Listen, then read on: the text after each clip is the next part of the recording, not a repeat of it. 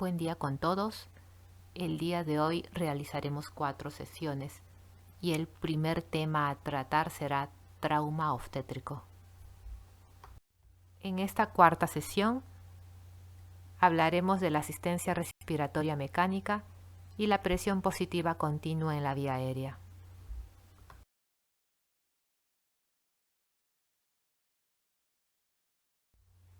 La ventilación mecánica es todo procedimiento de respiración artificial que emplea un aparato para suplir o colaborar con la función respiratoria de una persona, de forma que mejore la oxigenación e influya asimismo en la mecánica pulmonar. La ventilación convencional sigue siendo la base fundamental en el cuidado del fallo respiratorio neonatal.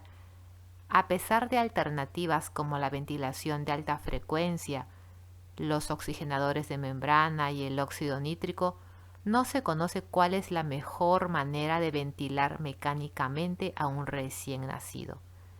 El objetivo será asegurar la realización de un adecuado intercambio gaseoso, evitar el daño del tejido pulmonar y de las vías aéreas y el mantenimiento de una adecuada circulación pulmonar y sistémica. Peculiaridades de la vía aérea del recién nacido. El recién nacido tiene una vía aérea más corta, menos ramificada y de pequeño calibre. Por tanto, será fácil de distender, colapsar y con mayor facilidad para la obstrucción y aumento de la resistencia intrabronquial. Tiene mayor distensibilidad en la pared torácica y menor distensibilidad pulmonar por inmadurez de surfactante. Esta falta de surfactante o inmadurez lleva al colapso alveolar con pérdida de alvéolos funcionantes, disminución de la compliance, hipoventilación y aumento del cortocircuito intrapulmonar. El recién nacido tiene una menor capacidad para aumentar el volumen inspiratorio y volúmenes residuales muy bajos, que nos llevará a un colapso alveolar. La inmadurez de los sistemas enzimáticos antioxidantes y del equilibrio reparador nos podrá llevar a un daño pulmonar por ventilación mecánica. Actualmente se desarrollan conceptos y búsqueda de nuevas estrategias, como la ventilación gentil o mínimamente agresiva, la extubación temprana y la ventilación no invasiva. Debemos conocer algunos parámetros de la mecánica pulmonar para comenzar a ventilar a nuestro recién nacido. Comenzaremos con el volumen corriente o volumen tidal, que es el gas movilizado en cada ciclo respiratorio y varía de 4 a 7 cc por kilo. El volumen de espacio muerto es el gas movilizado en cada ciclo que no realiza intercambio gaseoso y representa 1/3 del volumen corriente. Sus valores va de 1.5 a 2 cc por kilo. El volumen minuto es el volumen tidal por la frecuencia respiratoria. La compliance es la elasticidad del tejido pulmonar expresada en cambios de volumen por cambios de presión. Su valor normal va de 3 a 6 centímetros cúbicos por centímetros de agua. La resistencia es la fricción u oposición al aire para llegar a los alvéolos. Depende del radio y longitud de la vía aérea, de la viscosidad de los tejidos y de la característica del flujo. Su valor normal va de 20 a 30 centímetros de agua por litro por segundo. Para poder iniciar la ventilación en un recién nacido, tenemos que conocer cuáles son los parámetros ventilatorios a introducir en la máquina. Iniciaremos con el flujo. Si el tubo endotraqueal es de 2.5 milímetros, el flujo programado será de 4.5 litros por minuto. Si el tubo es de 3, el flujo será de 6 a 8 litros por minuto. Si el paciente está intubado con un tubo número 3.5 a 4 milímetros, el flujo será de 8 a 9 litros por minuto. Este será siempre humidificado al 100% y caliente a 35 grados centígrados. El tiempo inspiratorio. Es el tiempo necesario para que el gas se distribuya dentro del pulmón. Programaremos en un recién nacido pretérmino o con pulmón sano tiempos inspiratorios cortos, 0.27 a 0.35 segundos. Tiempo expiratorio. Es el tiempo desde que comienza a salir el gas hasta que se inicia una nueva inspiración. Debe ser más largo que el tiempo inspiratorio. El PIP o pico es el valor máximo que alcanza la presión dentro del circuito. Se ajusta según el volumen tidal, la auscultación, la radiografía de tórax y el AGA. Y el PEP es la presión positiva al final de la expiración. Es la que evita el colapso alveolar. La frecuencia respiratoria es el número de respiraciones por minuto programados en el ventilador. Se ajusta aumentando o disminuyendo el tiempo expiratorio. El trigger es la sensibilidad del respirador para responder al flujo del niño. Se ajusta de 1 a 10, normalmente 1. La fracción inspirada de oxígeno, o el FiO2, va del 21 al 100% y se programa según precise el paciente.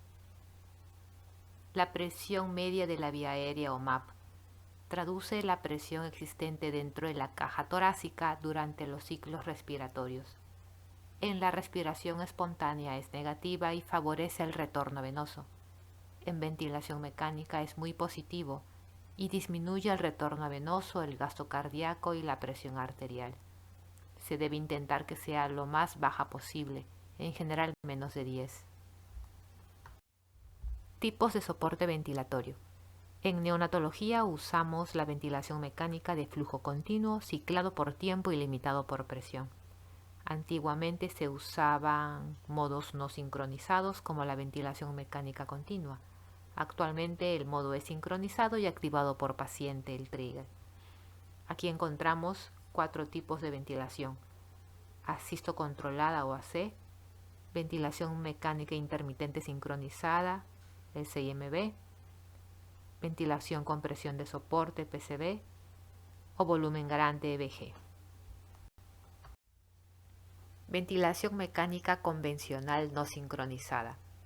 Los parámetros del ventilador mecánico fijados por el clínico serán la frecuencia respiratoria, el tiempo inspiratorio, la presión pico y el PEP. La respiración mecánica ocurre a intervalos fijos.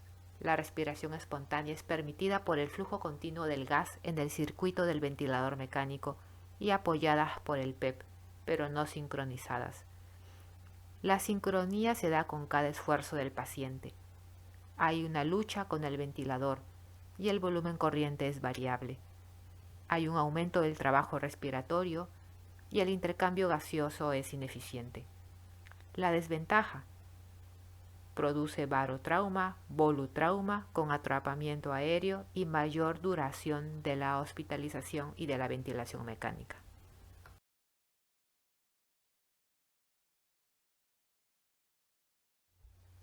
¿Cuáles son los objetivos de la ventilación mecánica ideal?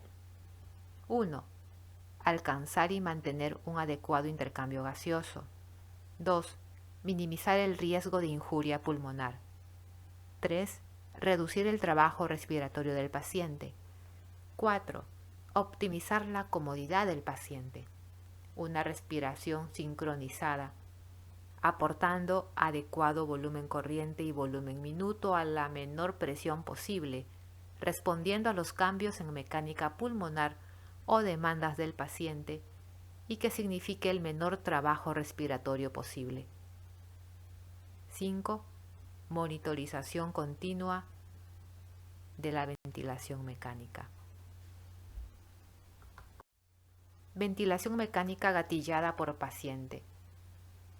VGP. Aquí se desarrolla la capacidad de sincronización con el esfuerzo del paciente.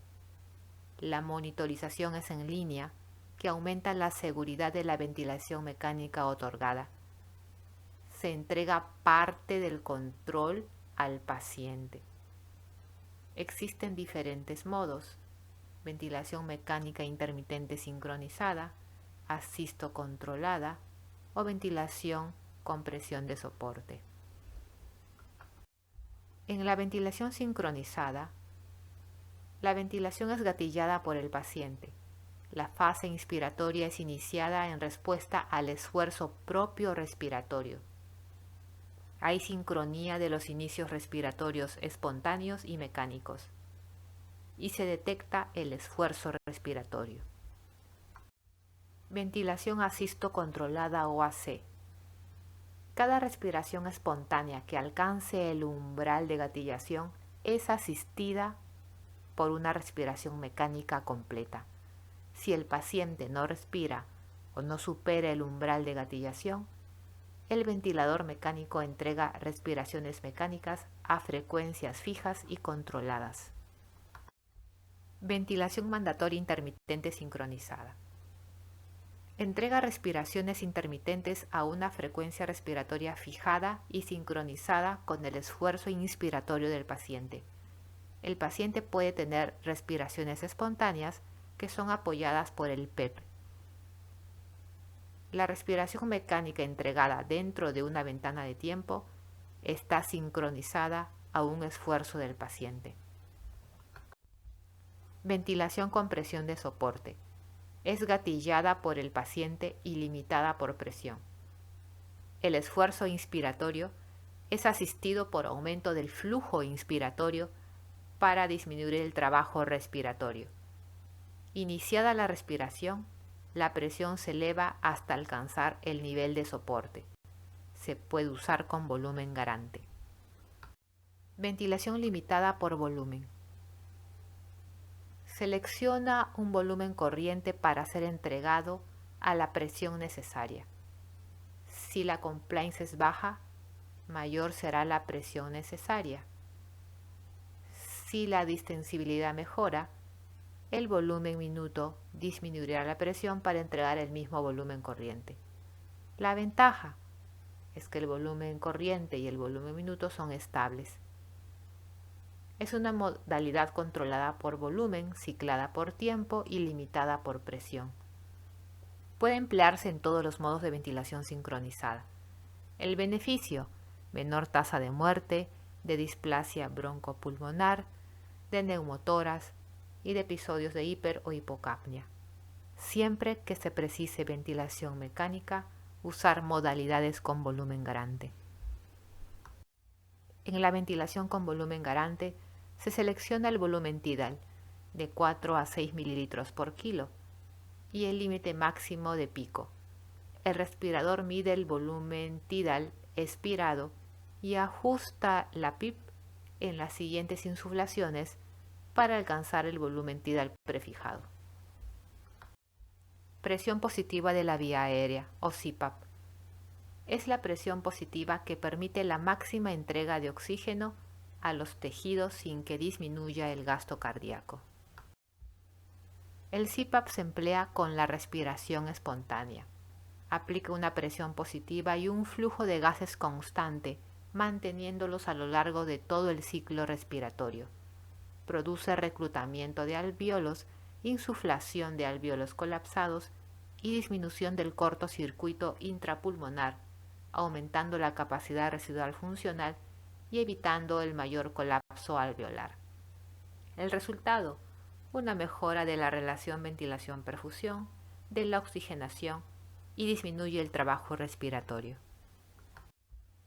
Efectos del CPAP: aumenta la presión arterial de CO2, disminuye la compliance pulmonar, tiene un efecto mínimo sobre la presión arterial de CO2, disminuye la frecuencia respiratoria, el volumen corriente y el volumen minuto, disminuye la resistencia en la vía aérea, estimula los reflejos pulmonares que activan el centro respiratorio y regularizan la respiración, tiene un efecto protector sobre el surfactante y disminuye la incidencia de displasia broncopulmonar.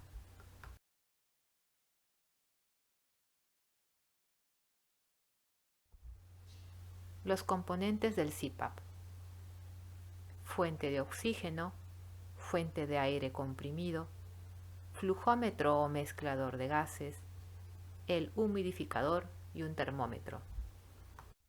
Además contamos con los circuitos de conexión al paciente, que son corrugados flexibles y descartables. El dispositivo que conecta el circuito a la vía aérea del paciente es el PROC nasal. El medio para crear presión positiva en el circuito es la válvula de presión de agua. Este generador de CPAP de burbujas ajusta la presión de 3 a 10 centímetros de agua.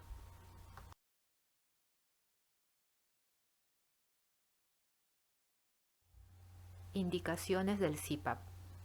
En síndrome de dificultad respiratoria, en fase temprana para evitar la intubación, tras la extubación o después de la administración de surfactante bajo la técnica de Ensure. Se puede indicar el CPAP tras la extubación en pacientes menores de 1 kilo o en aquellos que tienen intubación prolongada. También el CPAP está indicado en apnea recurrente que no responde a tratamiento farmacológico. Quienes cumplen criterio para iniciar el CPAP, aquellos neonatos que tienen una presión arterial de oxígeno en menos de 50, a pesar de tener una fracción inspirada de oxígeno de más de 0.4, y en aquellos neonatos que presentan apnea recurrente. Complicaciones del CPAP: neumotórax, obstrucción nasal por secreciones, distensión abdominal y erosión o necrosis del septum nasal. Las contraindicaciones para usar el CPAP: neonatos con neumotórax, hernia diafragmática congénita, atresia de esófago con fístula, paladar hendido y acidosis metabólica intratable.